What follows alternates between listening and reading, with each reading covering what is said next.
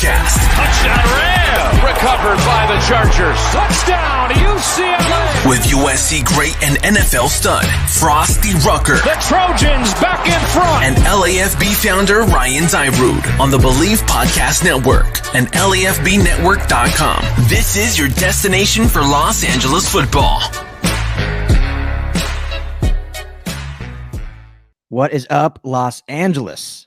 Welcome in to the LA Football Podcast here on the LA Football Network, always on the Believe Podcast Network. And now you can hear us every Friday evening at 5 on AM the Mightier 1090. How's everyone doing? I would say overall great weekend. Trojans lost, but some good news came out of that, which we are going to get to. Rough game on Saturday, redemption on Monday, and hope is restored moving forward. So we're going to get all into that. Chargers win in Washington in non-Chargers fashion.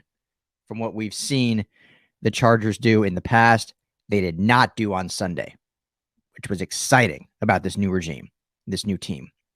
And I think that's why I've been so excited about the Brandon Staley hire and why I thought this culture would change around this organization. And we saw it in the first week. And it's only going to get better.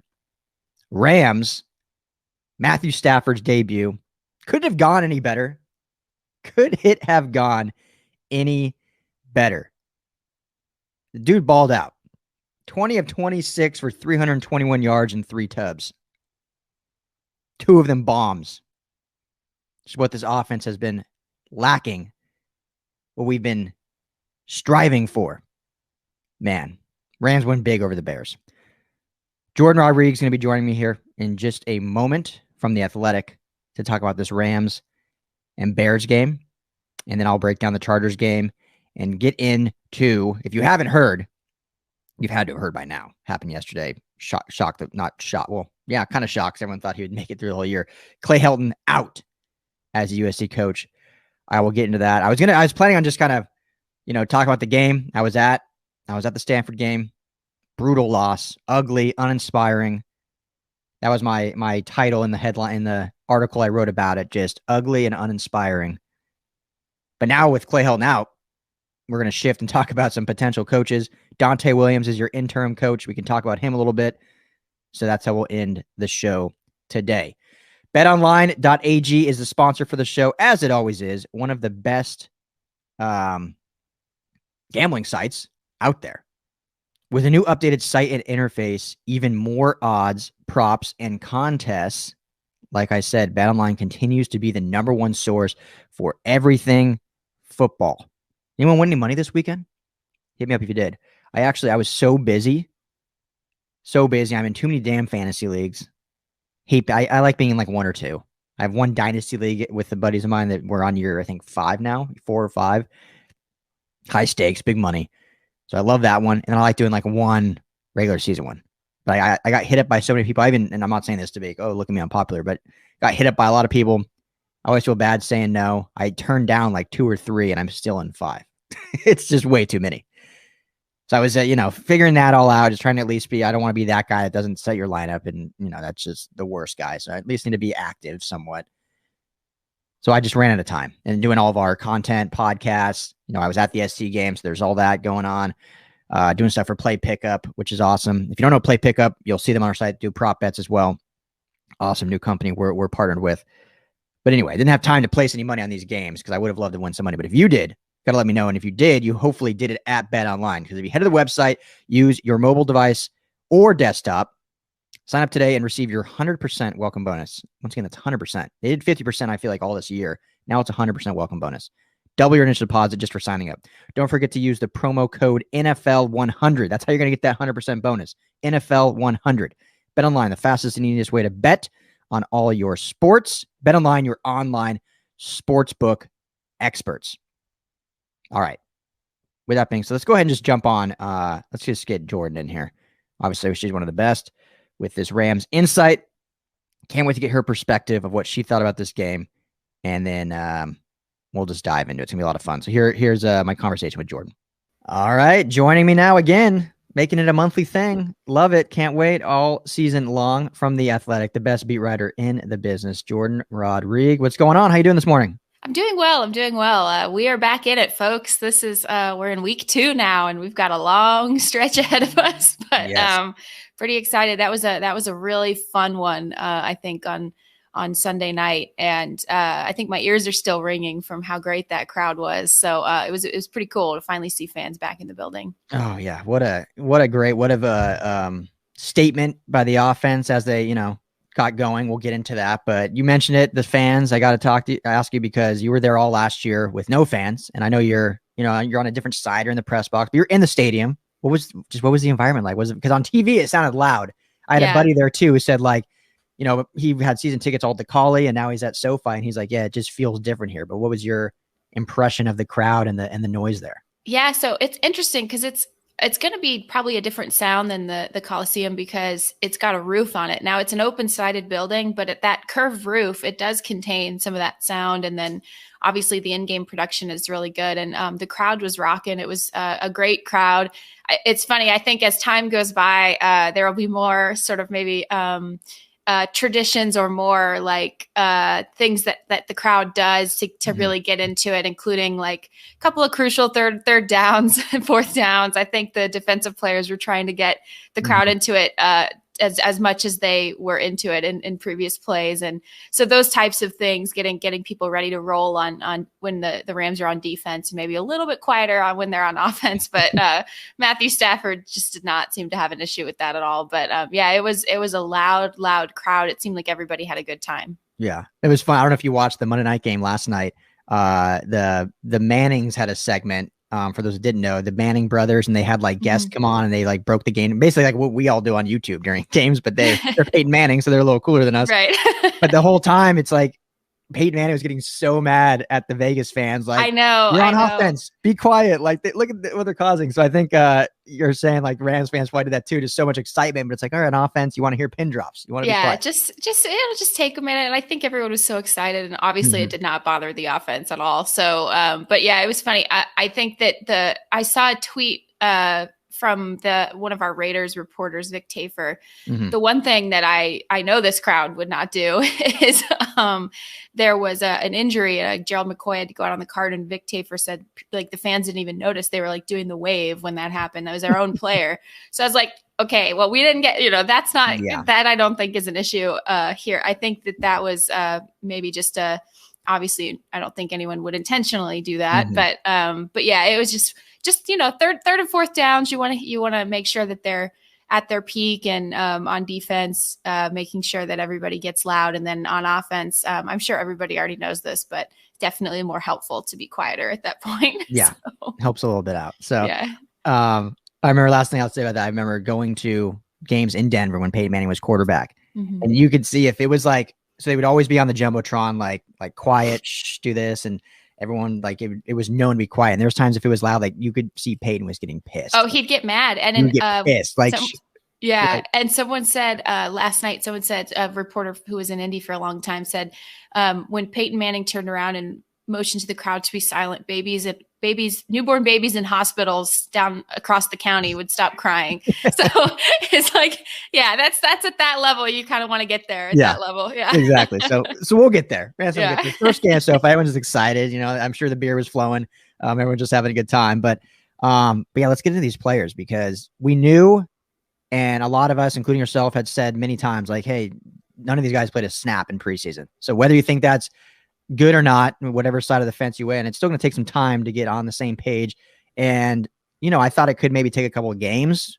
It seemed like it took like a quarter. I mean, the first series was great, but then, the offense kind of had their own little things. And then all of a sudden the second half really just took off, and I thought was really efficient. What was your summation of just the offense, Matthew Stafford, and how much he adds to this dynamic group now? Yeah, well, just explosive, which we expected. We expected the ball to get going downfield. I think that they have not had that. They have not had like sort of game planned with that for the last 2 years.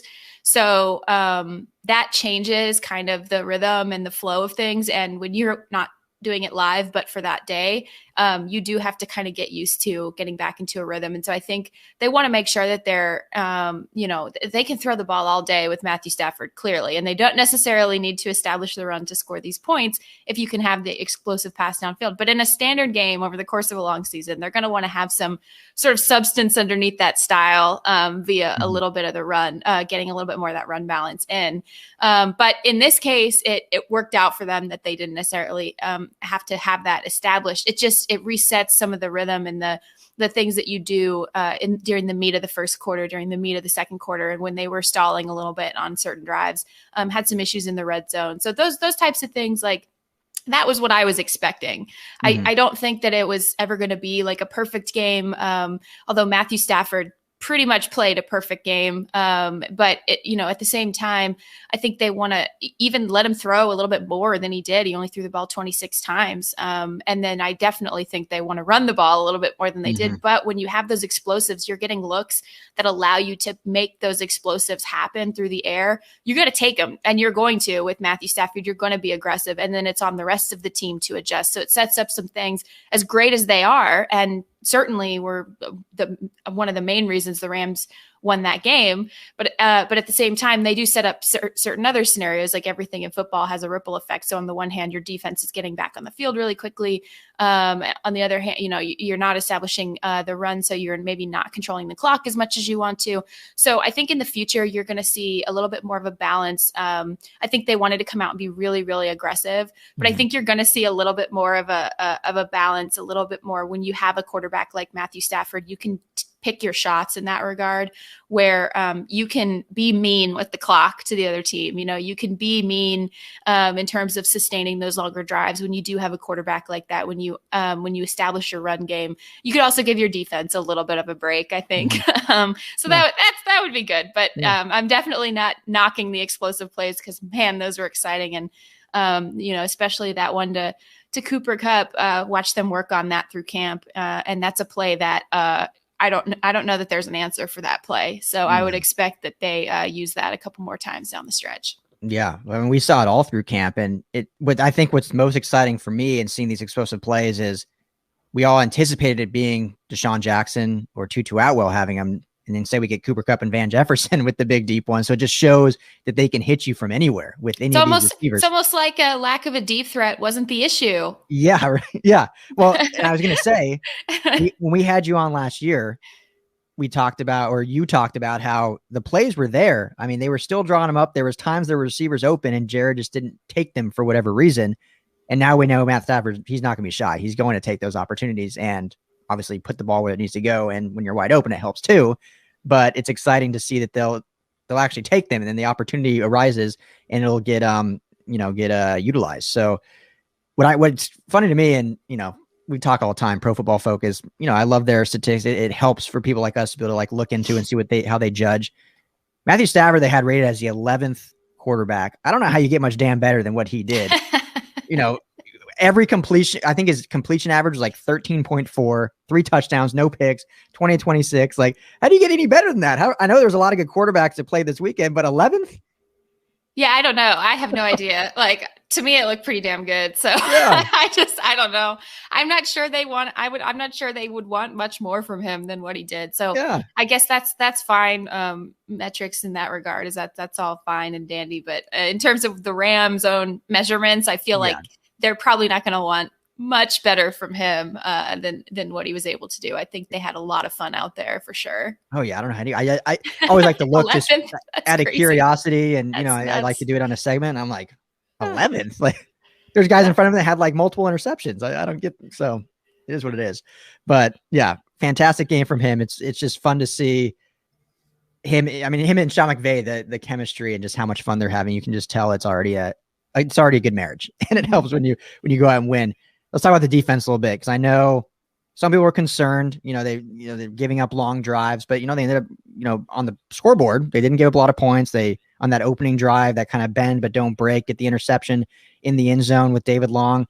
What was your summation of the defense? Because obviously, Raheem Morris coming in, he's taking some of these concepts from Brandon Staley, adding in his own wrinkles. So there's still going to be some learning curve, I guess, in a way, not too much, but Is there any concern from you, or is it more just, game one jitters and they'll get rolling here soon? I'm glad you asked me about this because I have a bit of a rant to go on. Good. My first point that I want to say, someone actually came to me in my comment section in my column, The Pile, over on theathletic.com, and was like, well, I'm concerned because they didn't force any punts. And I was like, the Bears went for it on 4th down multiple times and they were stopped every single time. Yeah. What do you mean? Have a turnover on downs and a punt. What do you mean you're upset that they didn't force a punt? Like they had 4th down stops, which internally the Rams count as takeaways. Like, so I guess I don't know what the issue is there. So for me, okay, so this defense is built to present lighter boxes. They did so at like a 79% rate. Second highest in the league over the game. That means 6 or less defenders in the box, and often it's less for the Rams. They even had like four guys in the box at one point. Sometimes they were playing with only 2 down interior linemen, and they really prefer these 5-1 fronts that Brandon Staley sort of trended toward, and that's his sort of little wrinkle on that Vic Fangio front. So they're playing that still, which means they're playing gap and a half against the run, which means that it looks like you can run the ball on them. That's the point. They want you to run the ball on them because they believe that they will stop you well enough to set up and force adverse passing downs. And then at that point, you are in trouble because you cannot pass against this defense. So because of the way they play from depth, the way that they're just very, very good at what they do, the way that they rotate post snap, you just cannot pass against these guys. So unless you want to do like a check down, which nobody wants to do, 15 check downs. So the thing is that first explosive run, that was the problem, right? That 41-yard explosive run by David Montgomery, that was the issue, because if you take away that run, that one run, which they're not supposed to be allowing, so that's my criticism of them is allowing that one explosive run. They're averaging like 3.4 yards against per carry, which is even under that sweet spot that they want to be in order to set up adverse passing downs and then contain in that way. So my only two criticisms of the defense were that big explosive, that 41-yard run at the beginning of the game, which, mistakes happen, but you don't want to have that happen to that degree. And then that 16-yard drive, you want to obviously get them off the field quicker than that. But I thought that this defense played really well. And that's the thing. If you remove that run, they're doing exactly what they need to do. They're not, giving up big gash plays. They're not bad against, quote unquote, bad against the run the entire game. I mean, if you look at their yards per carry average, I mean, they really were great against the run minus that one play. And they did what they were supposed to do, which was invite those little dink and dunk plays. That's what they're designed to do, because the explosive pass will kill you. And you saw it kill the Bears via Matthew Stafford. So that's like, you don't want that to happen to you on the other side. Am I wrong? So I think that it's an interesting study because it's the way this defense is designed. It's very smartly designed. Raheem Morris has carried it over into a very smart design. And the way that it is designed is, as coordinators have described to me since last year, it's like 10,000 paper cuts. You are forced to do things you don't want to do as an offensive coordinator against it, including tiny little chunk plays, dink and dunking down the field, check downs for your quarterback, things that you do not want to do. You are forced to do them over and over and over and over again. And if you make a mistake, which they are betting you do before they do, then they will make you pay for it. And they did multiple times, not just takeaways, but also those turnovers on downs that they forced. So that's what this defense is. And it makes me interested in, seeing the reactions to it, because that's the same thing that fans are doing when they're frustrated and they're like, they just keep running the ball. They just keep, they're, 3 yards at a time, 4 yards at a time. This is driving me nuts. That's the same thing they want the coordinator to feel. Right. So it's a very interesting sociological sort of look at how they do things. I thought that this defensive scheme was executed brilliantly. I thought that Jalen Ramsey, the way that they played Jalen Ramsey in the star, that's a thing that Raheem Morris has worked very, very closely with him on. It's a thing that Brandon Staley first sort of implemented and will run with Derwin James and with the Chargers. But its expansion of that playbook is what Raheem Morris is doing in terms of adding sort of his wrinkles in that regard.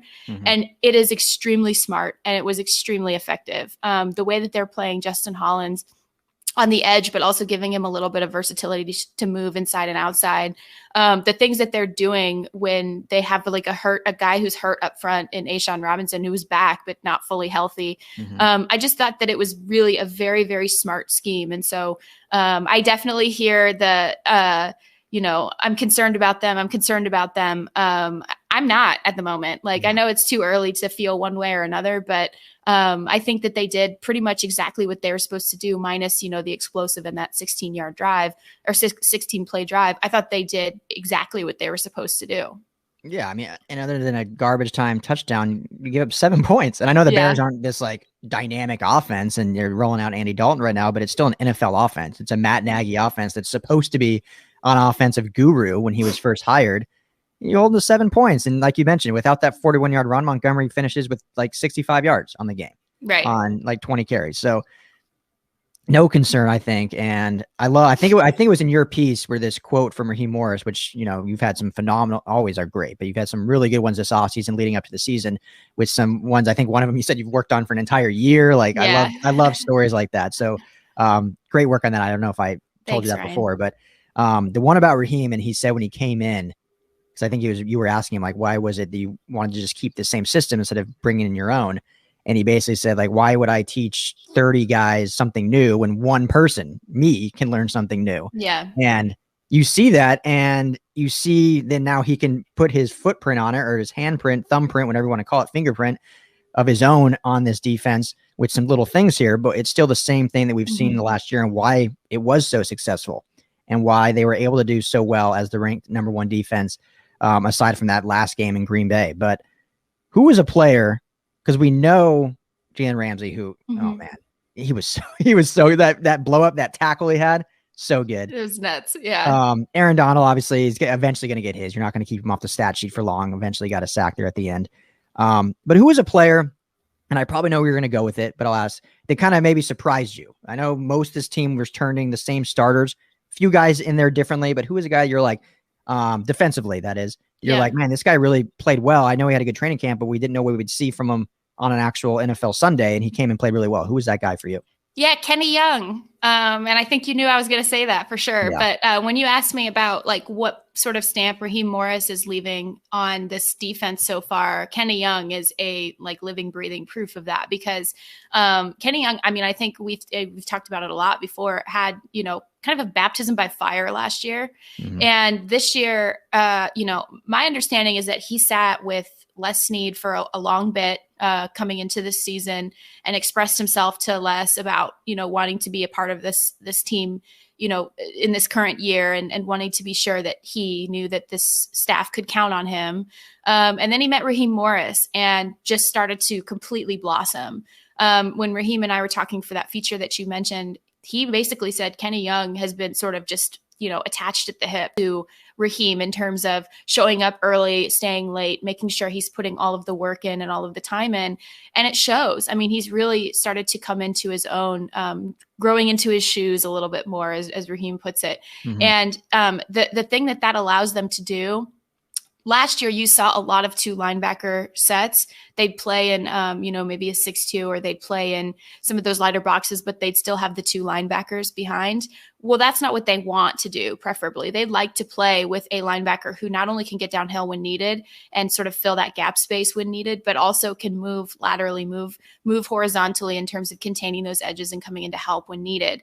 And they want Kenny Young to be that guy, and I think he looked like that guy on Sunday night. I think that when you have a guy who can man that one, quote unquote, in the 5-1, you have something really special, because you can then fill up the back end with defensive backs, because again, the coverage of this defense dictates the front instead of the other way around. And it's built to stop the pass first and foremost. And so when you're able to do that with Kenny Young, which they were on Sunday, and then he also makes plays to boot, to me, that just shows continued progress, continued growth. And to me, that also is a firsthand sort of display of the kind of work and the kind of coaching that Raheem Morris does, in terms of trying to get the best out of players that maybe are a little under the radar, trying to get the best of players who maybe have had, some adversity in the past or some stigma in the past about maybe not making plays. Establishing himself as a playmaker early on, I think, was really important for Kenny to do. I'm happy to see it. He's a great guy. His teammates love him. So was happy to see him come away with a couple big plays on Sunday.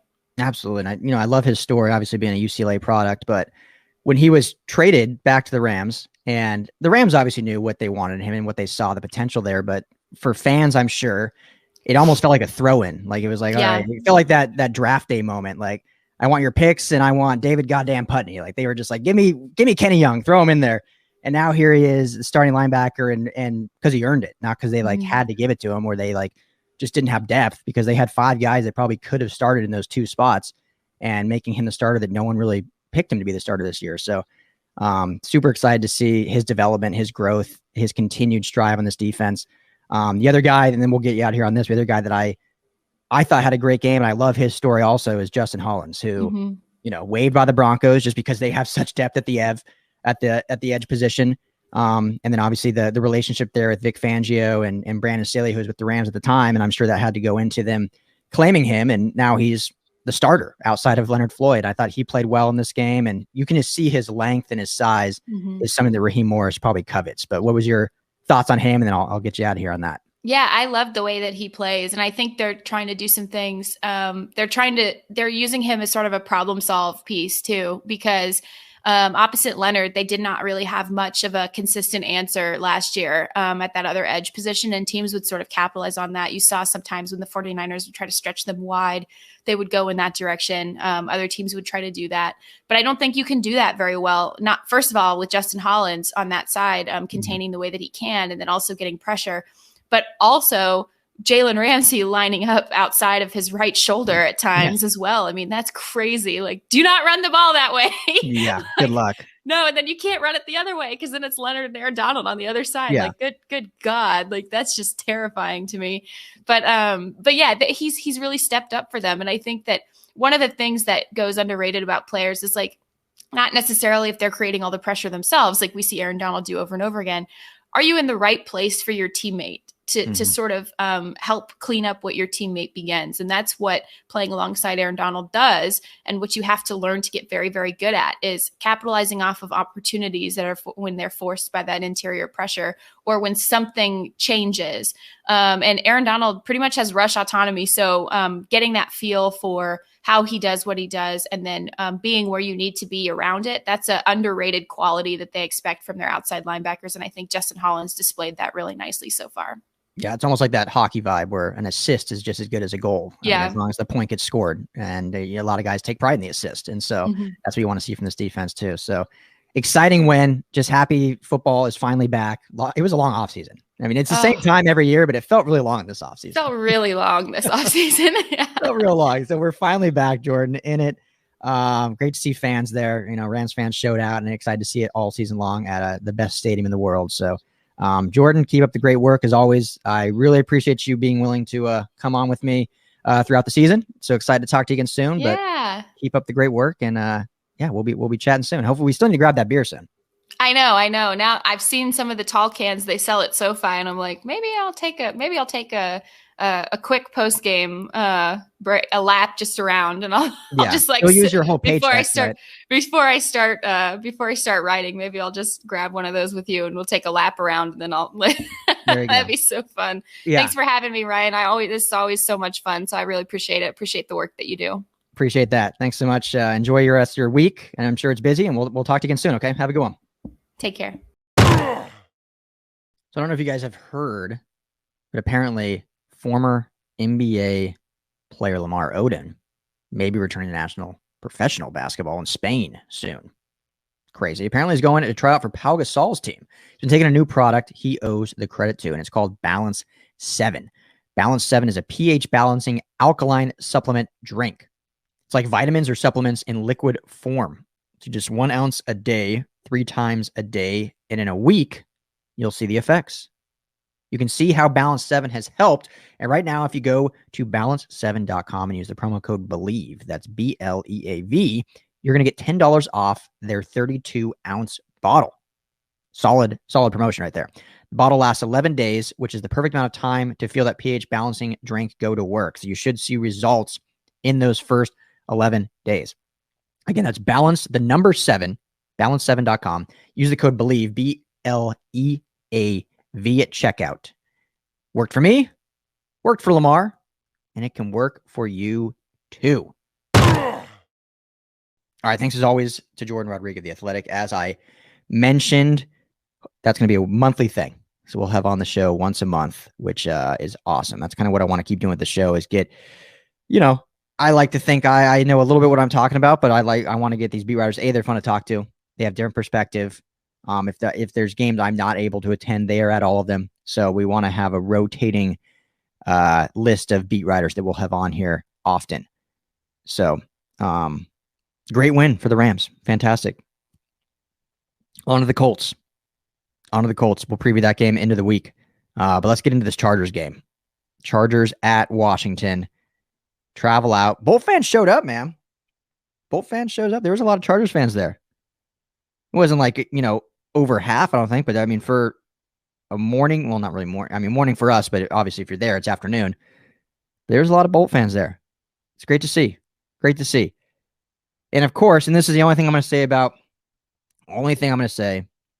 fans and stadiums. I feel like I say, I'm like, oh, I never want to talk about it, but then I end up bringing it up because it just drives me crazy because it's this narrative in LA, but for some reason, no one else. Washington, I mean, their entire upper deck was basically empty. I mean, I would be shocked if this stadium was 75% full.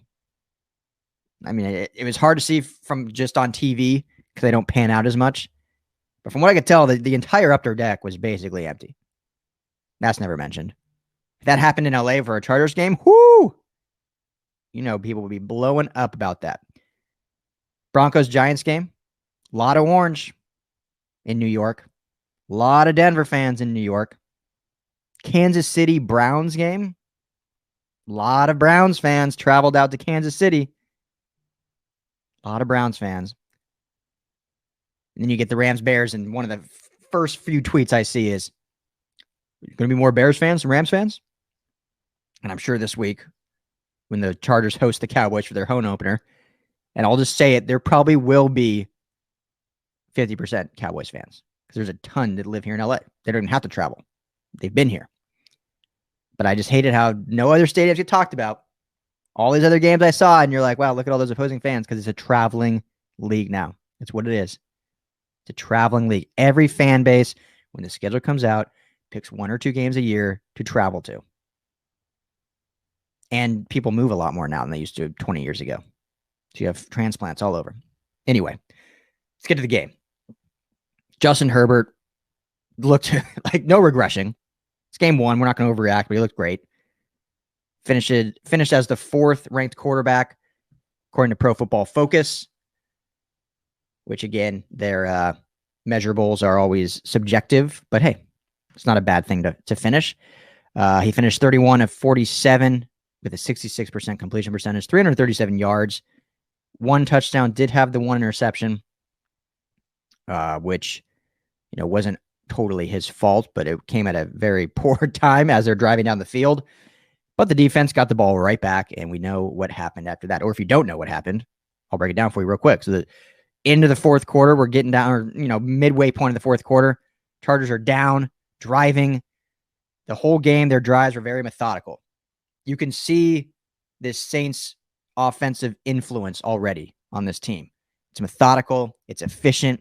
It's high efficiency plays that they're running. We didn't see a lot of big plays, but that'll come. That'll come. So right now they're just, they're working on being efficient, managing the clock, doing all that stuff. So that's what we saw all game. Every drive was like a long drive. Opening game was fantastic. The opening scoring drive couldn't have been better scripted. But then in the 4th quarter, driving to go down to take the lead, down 16-13. Basically in the red zone, just outside of it. Throws the ball to the right, ends up getting intercepted. You think, oh, man. There's still time on the clock. The defense can hold, or even if they get a couple first downs, take some timeouts, and we can see a heroic finish.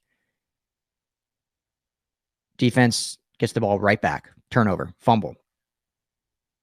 Chargers go in and score. Like that. Like put the dagger in. Don't mess around. I think 2 or 3 plays. Touchdown to Mike Williams. Great. kickoff, hold Washington. I can't remember if it was a 3 or out or just a quick turnover on downs. But like I said, we're like halfway through the fourth quarter, so it wasn't 4 down territory yet. Punt the ball away, thinking they have, one of the best defense in the game. We talked about it all week. This is the best front, I think, in the NFL, and a solid secondary. Arguably, definitely top 10, arguably top 5 defense in the NFL. So anyone that's freaking about the offense, like, oh man, we only put up 20 points. We had some bad drives there. A, it's the first game of the season with a whole new installed offense. B, you're playing a very good defense, a playoff defense. Offense gets the ball back. I should have looked at the time, but it was about it was like 6 minutes, 6.5 minutes, 7 minutes, like a lot of time on the clock. So you're thinking, okay, Chargers can either score, maybe we milk some clock a little bit though, and then, give Washington the ball back with, 3 minutes or so. If we can milk 4 minutes of that clock and then force them into we're up by 4, so they have to get a touchdown. Hopefully our defense can just bend, but don't break. I feel like that was a thought process of a lot of, or maybe it was even like, oh, here we go. Going to give the ball back to them. They're going to go down and score with, as time expires, we'll lose another 1 possession game, just like we did 7 times last year or anything like that. I'm sure a lot of people were thinking that. But what did this Chargers team do? What did this Chargers team do? They took that 7 minutes, 6.5, whatever it was, and they milked the hell out of the entire clock. First down, second down, third and short, first down, second down, third and short, first down, third and long. Convert. Like when you needed a play, who got it for you? Keenan Allen. We know he's a machine. We know he's the best in the business. Brandon Staley said it when he gave out game balls. If you haven't watched his clip, go to Chargers.com, or I think you can find it on their Twitter, but you'll probably have to scroll for a while. We retweeted it also on the LAFB Network Twitter, but again, you'll probably have to scroll for a while. So just go to Chargers.com. But awesome speech after the game, giving out game balls. And what he said it best. When you know what's coming at you and you still can't stop it, that's when you know you have a premium player. He was talking about Keenan Allen as he gave him a game ball. Everyone knew on those third and go situations where the ball was going. Everyone. Mike Williams had a very solid day. Jared Cook had some big plays. So it wouldn't be a shocker if they got it, but 95% of the time, you know it was going to be Keenan Allen. And they couldn't stop it. They couldn't stop it. That's a testament to him, how great he is, why I think he's a top 5 receiver. He is finally starting to get the respect he deserves.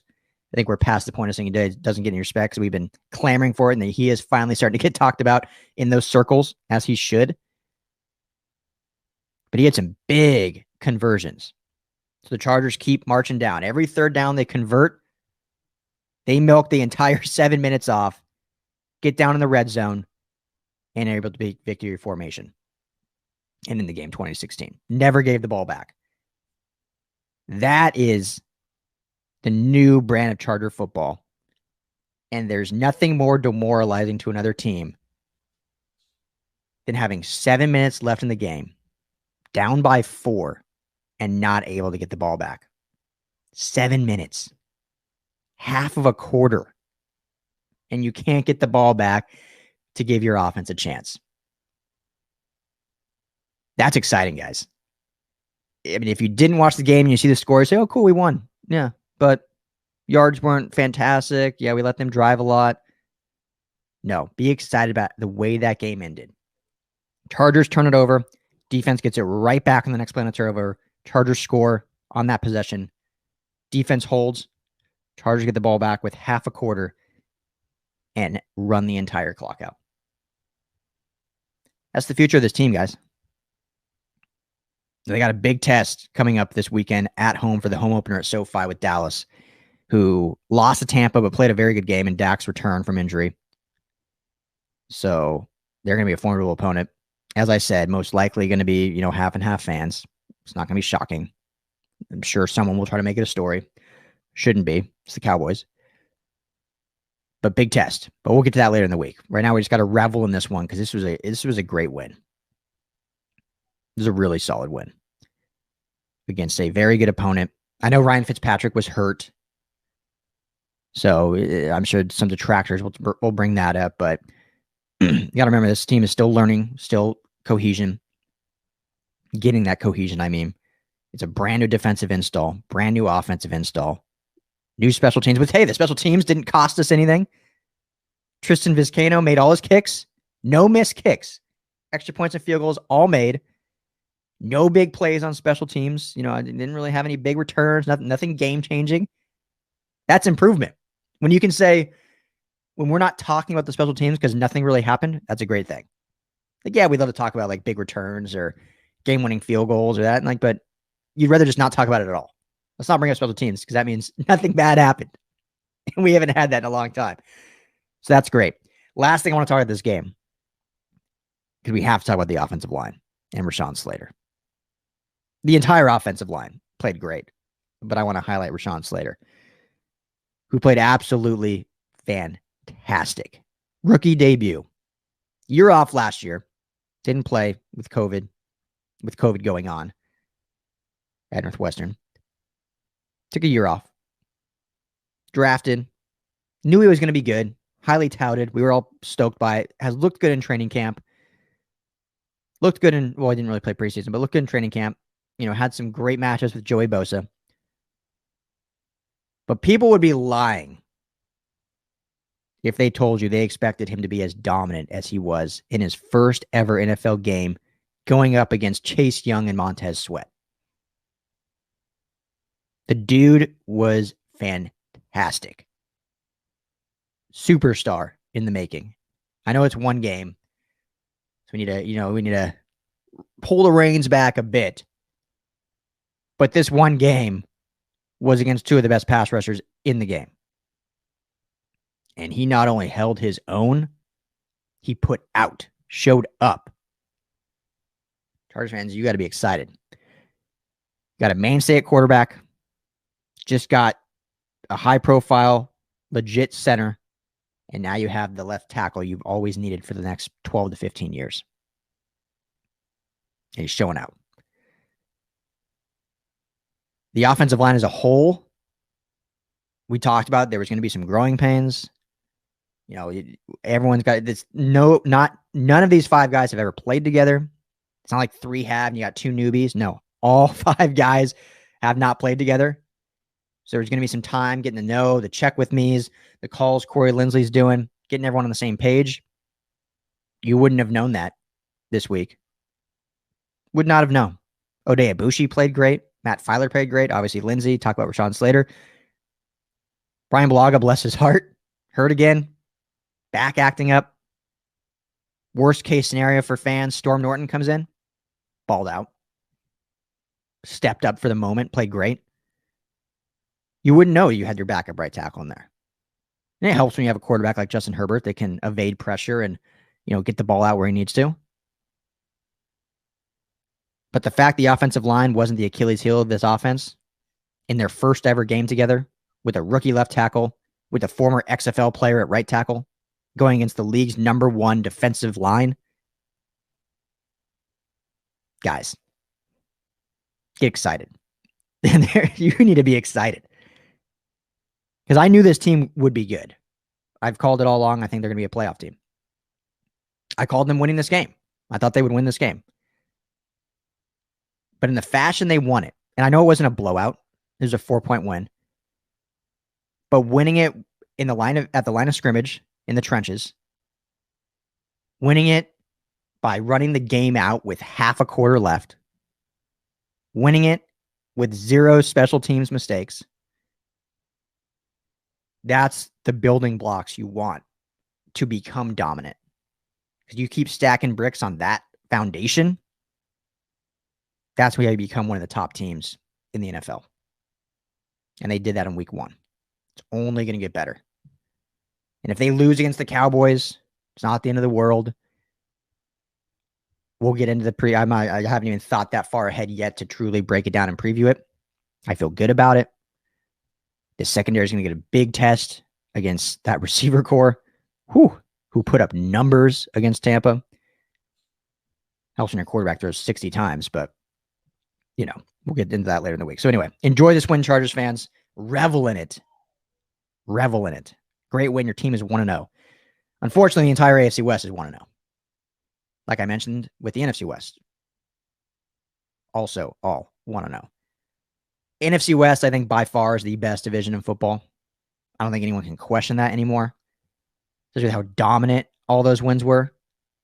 I mean, Seattle pretty much dominated the Colts, a playoff team.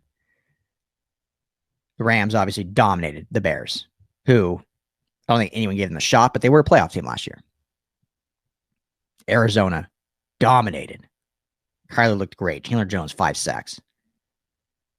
San Francisco dominated and then almost gave up a huge comeback, which is kind of good to see as a Rams fan. Them almost blow it, but the offense was clicking. It looked very Kyle Shanahan-esque of what he wants his offense to look like. So it's a good division. But the AFC West, I don't think is any slouch. You have the Chiefs, obviously. Super Bowl favorite. Beat a very good Browns team. Came from behind to win that. The Broncos, which a lot of people have kind of even with the Chargers, of like who can make the playoffs out of those two. Coming down to quarterback. Because the Broncos, I think, got like man-to-man, mano-a-mano on the roster, have a very good roster. Very good roster. One of the league's top defenses. Very solid offensive line. Great skill players. It was all about the quarterback. And it's also one game. But the Giants, one of their focal points or their best parts is their defense. And Teddy Bridgewater balled out. Balled out. Now, we'll see if he can say that all year, but based on that, you would say, okay, this Denver's a pretty good team. If Teddy can just be close to that good every week, be, in the 12 range of quarterbacks, he finished third on PFF rankings, but if he can just be 12, it's going to be a good team. And then the Raiders. They're still the Raiders. They still make their mistakes. They still have odd things happen in their games. But they beat Baltimore. They won in overtime. They got the win. Derek Carr looked pretty good. Darren Waller's a problem. Be fun to see Derwin James on him this year. So, a lot of good teams in these West Coast divisions, but your Rams and Chargers are tied for the top right now at 1-0. All right, so let's get into this Trojans coaching talk. So like I said, I was planning on just talking about the debacle on Saturday. Blowout loss to Stanford. Just looked bad, just uninspired. The team, too many penalties, which always seems to be the story with this team. No big plays. I mean, the juice that we saw when Graham Harrell first got here in 2018, we haven't seen that. Didn't see it all much last year. Haven't seen it yet this year. They're not strong at the point of attack. They get pushed around. They don't put up tons of yards, which is what you expect from the air raid. And there's just no juice. Vavae Malapaya, I thought, had a good game. Captain, senior. He played. And this is not saying they didn't play hard, but you just don't see those explosive plays that you expect from an air raid offense when you have the weapons USC has. A quarterback in Keaton Slovis, who's a potential first-round pick. And it's just kind of dink and dump, and it's all predicated on rhythm, and they can never get into rhythm. Defense gave up too many big plays. It was the opposite. I know they play a style of defense that is very aggressive, in your face, smash mouth. So there's the opportunity for big plays to happen. But Stanford had a lot of them. Way too many of them. So I was going to break down more of the game, but we're a few days past it. Yesterday's the big news. Clay Helton relieved of duties. And I want to say this first, and I know we've been saying it for 6 years, but I do want to say it since he is officially fired. Not a better man in college football. And that's why he held on to this job so long. I know it's frustrating because it gets overstated. Like that's what everyone said. Oh, great guy, bad coach. But with what USC has gone through in the past, with turmoil, with disintegrity, with getting the modern day death penalty, essentially, they needed time to get things on track again. I know people will say, well, they didn't. Like, look at the football program, but from a terms of off the field, from a terms of character, student athlete, being in the classroom, also community, they're back on track. Like USC is back in respected circles as a integral school, a school with integrity, a recruiting system with integrity. It just never matriculated to wins. And, Helton at some schools, that standard was fine. He was double the wins as losses. I think 46 and 23 or something was his total record as the Trojans coach. That may be good at Iowa, or if we're sticking with Pac-12, that'd be really good for Cal or Washington State, maybe even Stanford, but not USC. Definitely not the University of Southern California, that shouldn't just be striving for Pac-12 championships every year, should be striving to be in that college football playoff. And they have yet to be in it, yet to be close. They haven't even had a conversation at the end of the year, oh man, they're on the bubble. Does SC get in? They have yet to be close.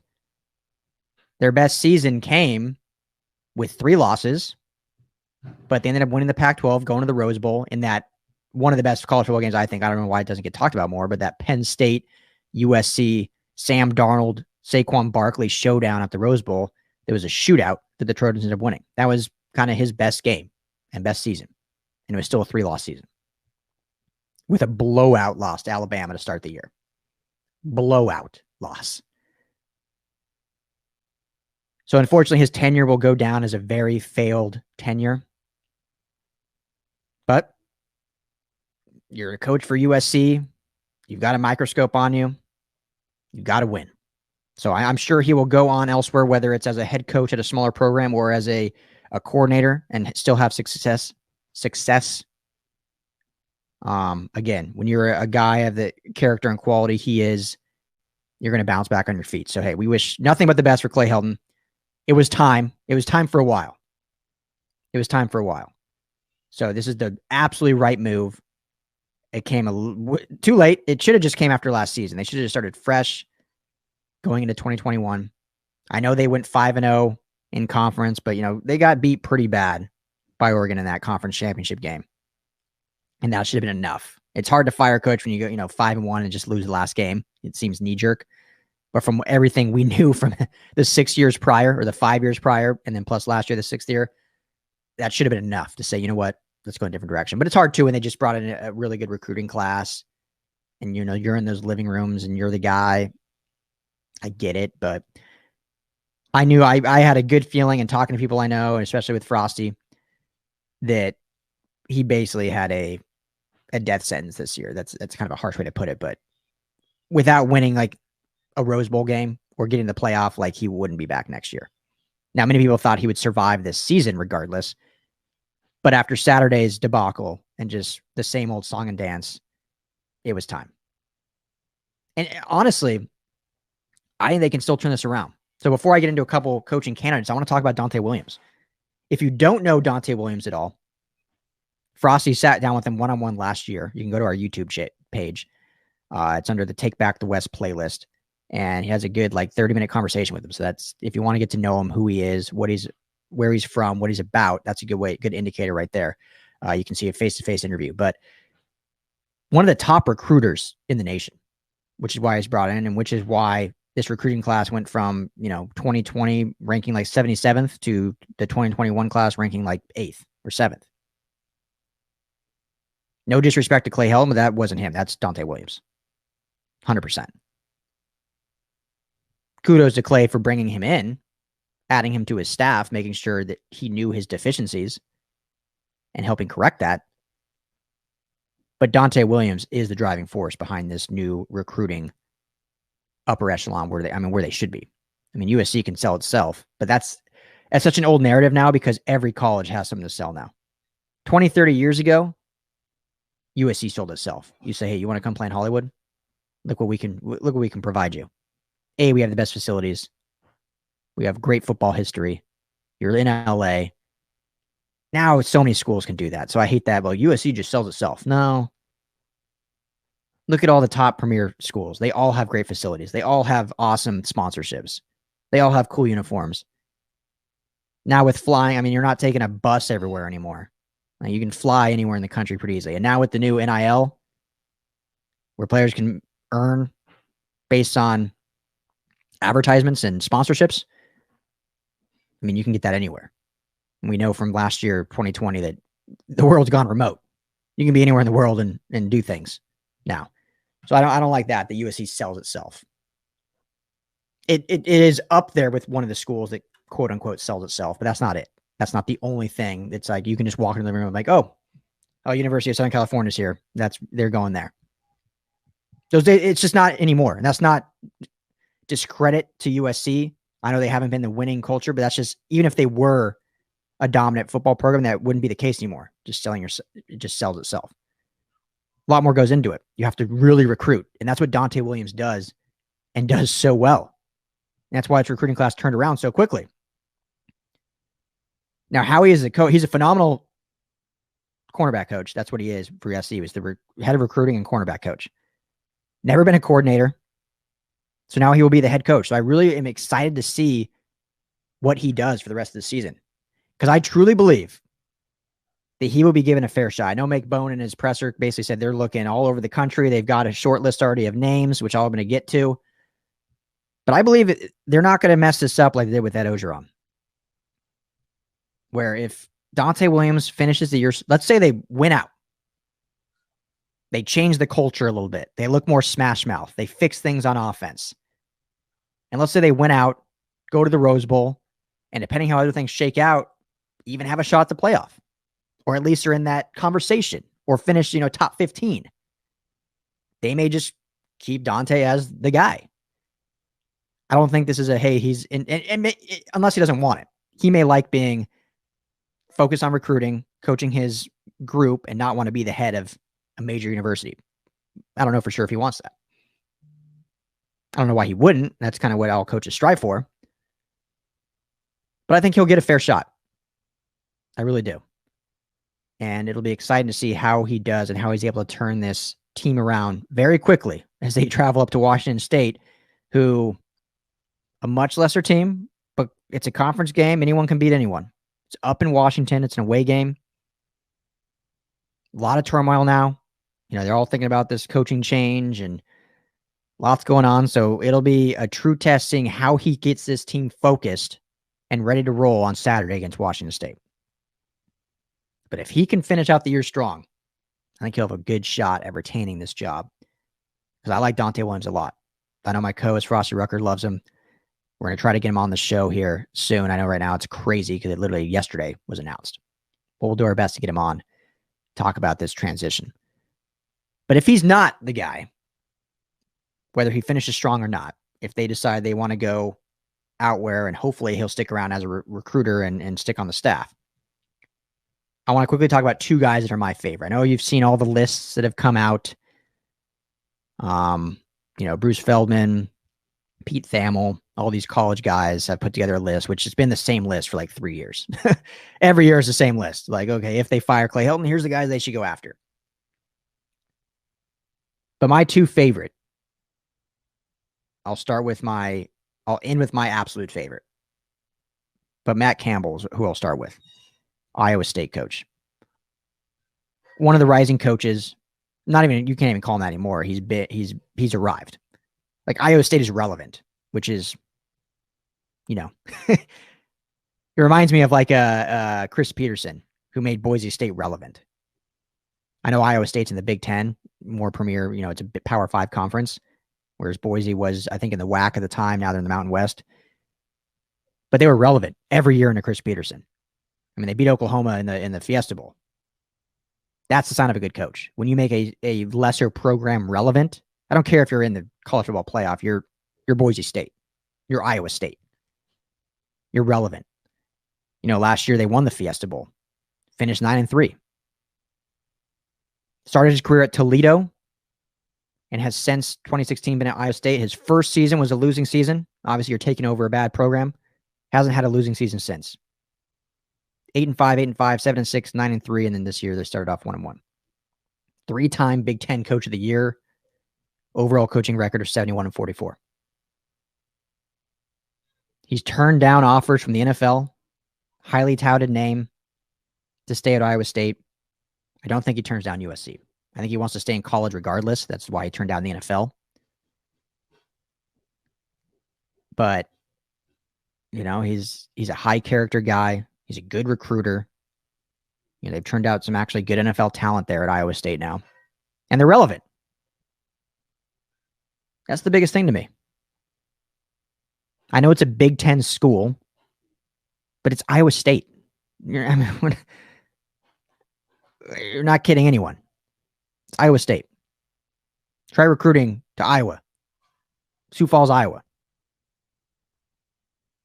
You got to be pretty good at what you do. And then put that product on the field and put a winning product. And he's been able to do that. So I like Matt Campbell a lot. We actually talked about him 2 years ago on this show, me and the coach, when he was a rising star. Now he's known. Everyone knows Matt Campbell. But 2 or 3 years ago, he was kind of this up and coming, like, oh, watch out for this Matt Campbell guy. And the coach was huge on him. Like, I would love USC if they fire Clay Helton. I want him to hire him. And then all of a sudden, the coach knows what he's talking about. All of a sudden, cards rising up the crop, and everyone's like, oh, this Matt Campbell guy, he's going to have a power job here soon. He's not going to be at Iowa State for long. They want to keep him as long as possible, but you're not turning down USC, I don't think. So that's a name to look out for. Love what he would bring. High character guy, like I said. My number one choice, honestly, is Luke Fickell, current coach of Cincinnati. Obviously, there's the connection between him and AD Mike Bohn. Mike Bohn, if you don't know, was the former AD at Cincinnati. He hired Luke Fickell as his head coach. Obviously saw something from him there. I know a lot of USC fans are clamoring for Urban Meyer. Urban Meyer is employed by the Jacksonville Jaguars. I don't know if I want a guy that would just bail on his team after 1 year to come to my job. I don't know about you, but I'm not for that. I'm not a huge Urban Meyer guy. Anyway, there's, past off the field stuff that I know concern. I know Carol Folt is not high on that at all. President of USC. I don't think Mike Bohn is either. So I really don't think that's an option. He's not leaving Jacksonville unless SC comes, hey, if you resign, we will hire you. He's not like he's just going to resign and then USC say, oh, we didn't want you anyway. But I really don't think they're going to go after him. That's just me. Luke Fickell, though, was on Urban Meyer's staff he's been with Ohio State from 2002 to 2016. So he was with Urban Meyer almost the entire time he was there. Well, obviously Urban Meyer was there a little bit after him, but he built his resume coaching under Meyer. So he knows the Meyer style, knows how to win. And then he brought that to Cincinnati and made Cincinnati relevant. Overall coaching record of 43-21. He's 2-2 in bowl games. And Cincinnati has become a powerhouse that now has been invited to the Big 12. That's because of Luke Fickell. When you make a non-relevant team relevant enough that a Power 5 conference wants you, and I know the Big 12 has their issues and they lost Texas and Oklahoma, so they're just trying to survive. But you still want to add good programs. And that's what he's built at Cincinnati. Since becoming their head coach, 2017, only losing season. First year, got to change the culture. 11-2, 11-3, 9-1, and he's 2-0 to start this year. Barely lost to Georgia, a powerhouse SEC school last year in the Peach Bowl. Barely. Probably should have won. Lost at the very end. Luke Fickell would be a phenomenal hire. And I know there's a lot of, if you don't know his name as well as some of the big names, Jonathan Franklin, Penn State, Chris Peterson, who's retired, and I don't think he wants to come out. He's been retired a year. I think he wants to stay like that. He doesn't want to get back in the grind. Mario Cristobal has been linked. I don't know why he would leave Oregon for SC, but, maybe. Luke Fickell might not be that big name because he's at Cincinnati, but he came from the Urban Meyer tree, which a lot of people want, but I don't think you're getting Urban Meyer, nor do I really want Urban Meyer. But you have a protege of his that has turned a subpar program into a top 25 program. Cincinnati is a top 25 program now. As crazy as that is to say. Imagine what he can do with the talent pool that USC can attract. College football playoff every year. Every year. So, Donte Williams, I think, has a true shot to keep this job if he dominates this year and turns this thing around. Because that alone shows your coaching prowess. If you turn around a mid-season coaching firing and you sustain a good season and have success. But if not him, Matt Campbell or Luke Fickell is who I want and who I think USC will go after. I think Luke Fickell is on their very short list. And that is because of what he's done at Cincinnati, because of his coaching tree, and because of the connection between Mike Bohn and him. So, there you have it. There you have it. If you haven't jumped on this new play action, you got to do it. One of our newest partners, it's playactionpools.com. It's football pick'ems every single week, free to join. Sign up for our contest, Believe Football Pick'em at playactionpools.com, and get your picks in each week. Going to select 10 of the highest profile games of the week between NFL and college. There's only 10 games. You're not picking like 100. Whoever gets the most picks correct each week will win a pair of electric sunglasses and a pair of DC shoes. It's like a $150 value. Electric sunglasses, DC shoes. Go to playactionpools.com. Sign up for the contest. Believe. BLEAV football pick'em. You can also host your own pools there. Be the cool guy at the office. Playactionpools.com. All right, guys, that's going to do it for me, the show today. This is the LA Football Podcast. Great win by the Chargers and Rams. Bad loss by the Trojans. But hey, fans got their wish. Clay Helton out. The new coaching search begins. Time to turn this thing around and get back to prominence for our Trojans. No Bruins talk just because they were on a bye. They do host Fresno State this weekend. They are ranked 13th in the nation now, according to the AP poll. Jumped up a few spots, even being on a bye. How exciting is that? 13th in the nation for this UCLA Bruins team. So we'll talk about them a lot at the end of the week show, previewing Fresno State, who's actually a very good team. Do not overlook them. But hope you guys enjoy your week. Hit me up on Twitter at Ryan Dyrud, LAFB. At LAFB Network is the main account. Follow, like, subscribe wherever you listen to podcasts. Hit us up on YouTube at LAFB Network. Looking forward to talking to you guys throughout the week. Enjoy it. Peace.